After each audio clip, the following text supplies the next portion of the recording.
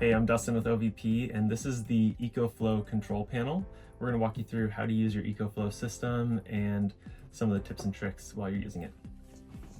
All right, so this is your home screen, and it gives you a really nice one-glance look at what's going on with your battery system. So this is a 2 battery system. It's 10 kilowatts, so each battery is 5 kilowatts.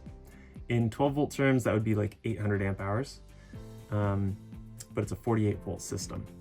So as we're looking at this, we're pretty much full. We drove a little bit to get here and we were on shore power before, so we're at 97%. It's giving you a recharge time of 99 days because since we're basically full, you can see we've got an output of 191 watts and an input of 187. It's basically like canceling itself out. If we were to turn that off, then you'll see this change. And it's gonna basically say it's gonna recharge in, a few minutes because we're almost there. So that is our DC power. Turn that back on. This is gonna be controlling, in a normal camper van, everything from your lights to your heater, your fridge. Basically, when you're setting up your power system, as many things as you can power off DC should be powered off DC. So this little button is gonna turn off just about everything. One important note is that if your heater's running, do not push that button because it can foul up that system and it can make it not want to restart the next time. So be careful with that DC button. The AC button you'll use often, but the DC button, unless you're leaving the van for a long period of time, you probably won't use it.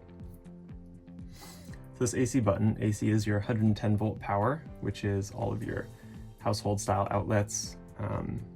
In some vans, it's going to be your air conditioner. In this one, we've got a DC powered air conditioner. It's going to be your microwave. It's going to be the electric heating element on your heater, and any exterior outlets are also going to be AC powered. So that button there turns on your inverter. So it's turning 48 volt power into 110 volt power. We're only going to have that on when we need those things running. Because it's going to use a little bit of phantom power. For instance, we don't have anything connected to it right now and we're using 12 watts. That's just going to be pulling your battery down for no reason. You can see it kind of jumps around a little bit. Some people call it phantom power, some people call it vampire power. But yeah, just know that when you're not using your AC loads, then you're going to have that switched off. And then here we've got our input. So from left to right here, we've got our alternator. So if we were driving, we'd be charging at about 60 to 70 amps on the alternator, about 700 to 800 watts. We have our PV solar at 176 watts. It's about noon right now. We've got a little bit of cloud cover and we're charging at 175 watts off of a 200 watt panel. And then this one is going to be an extra circuit, and this one is going to be your shore power. So this one we could add more solar if we wanted to, and then it would change that to a little PV panel. And then this guy is your shore power. So when we're plugged in, you'd see some wattage coming from that. If we click into it, you can see how much has been generated over the day.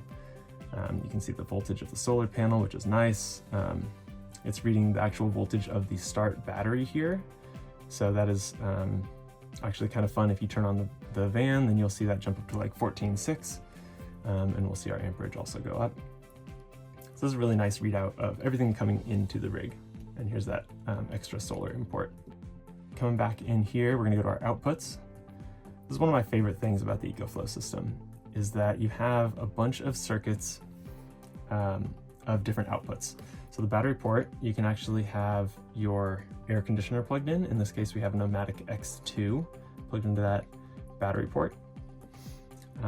We've got our lighting circuits, very responsive, under cabinet lights, over cabinet, exterior patio lights, water pump. And then this one's Starlink. So the way we set this up is on a relay switch. So this is actually a 12 volt switch. This is a 12 volt switch turning on a 110 volt circuit with a relay. So that's what that's doing. So you would need your AC, your inverter turned on for that. And then these are unswitched circuits. You've got the fridge, reading lights, your Rixon's heat system, max air fan. What's cool about this is you can see how much power is coming out of each circuit.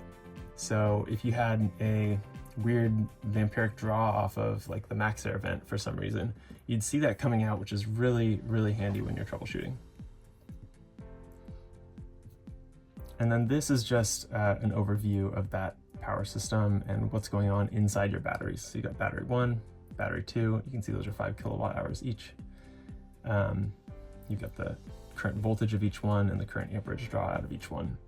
So just so you know, the 48 volt is the nominal voltage, and you're always going to see higher than that as the actual voltage. So that's why it says 53 and not 48. If we were in cold weather, you would see this battery heating come on, and we would be warming those batteries up automatically so that they don't get below 32 degrees, so that we can still charge and discharge them, because lithium batteries don't like to be cold. If we come down here, I'll show you the Ecoflow panel, and we can take a quick look at that, your fuses, your breakers, things like that. Okay, so this is our Ecoflow control panel. All of the electronics, the batteries, everything are inside of this box.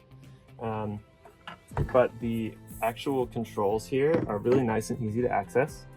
So as you can see, we have our large 110 volt breakers here. So these are all coming off of the inverter. And those are going to be kind of almost a residential style outlet. So we've got our driver side 110 volt package, our passenger side 110 volt, our Starlink, and our Rixon system. This is not for the actual heater of the Rixon system. This is the backup electric heat only. These are all flicked on. If you were to see one popped and you flip it back, then everything's probably great.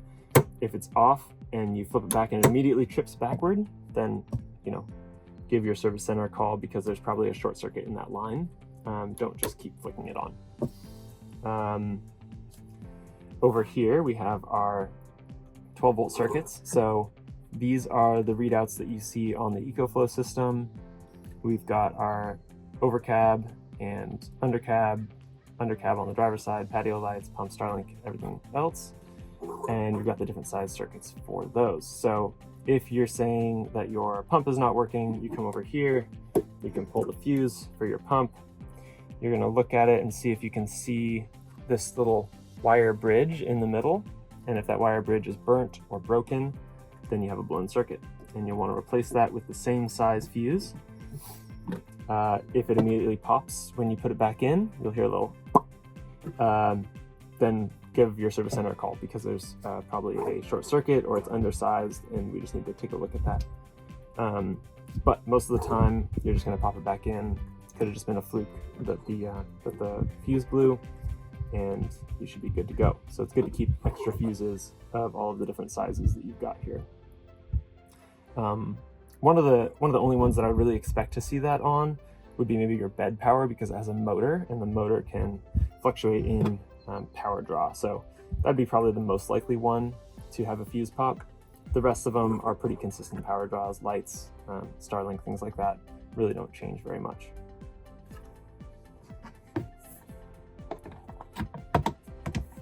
This little cover goes back on. It's great. You can have a little opaque view here, and you can even see your breakers without even taking it off. So anyways, really like this system. We'll take a really quick look at the batteries and see what's going on underneath this box. So one thing we love about the Ecoflow system is its simplicity.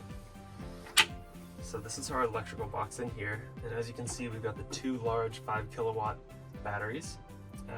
These are, again, a 48 volt system, so you can run smaller wires to it. These cables come with Ecoflow, and those actually go straight back to your distribution hub. There is a fuse on top of these. It's very unlikely for this fuse to pop, but just know that that's there in case one battery is not showing anything.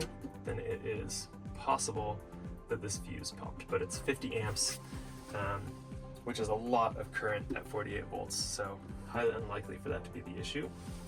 If you do have an issue, you're going to look on your screen first.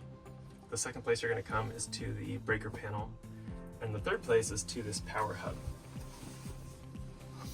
So this power hub is really the brains of the operation. It has all of your power inputs coming in, has your batteries going out, and has also your AC input coming in. So this is your alternator input here, coming from the factory alternator, your solar PV in. This is that blank extra solar. If they decide to add more panels up top, then they can use that one as well. These go to the two 5 kilowatt batteries. This one is a battery port.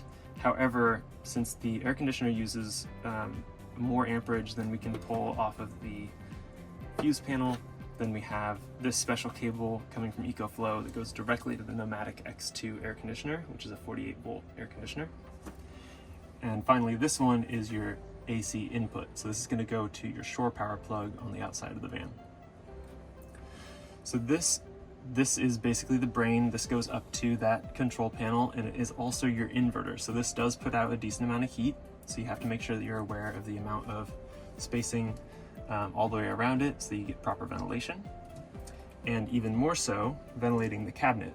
We've got this temperature controlled fan here that is actually pulling air out of that cabinet, so that if they're running a large load off of this and it's producing heat, then it's getting it out of this cabinet so everything can run efficiently. All right, well, that is pretty much the basics of the Ecoflow system. It's very simple. It's got a great user interface, and the troubleshooting, if there is any, is pretty straightforward. So really like the system, and we're excited about using it here at OVP.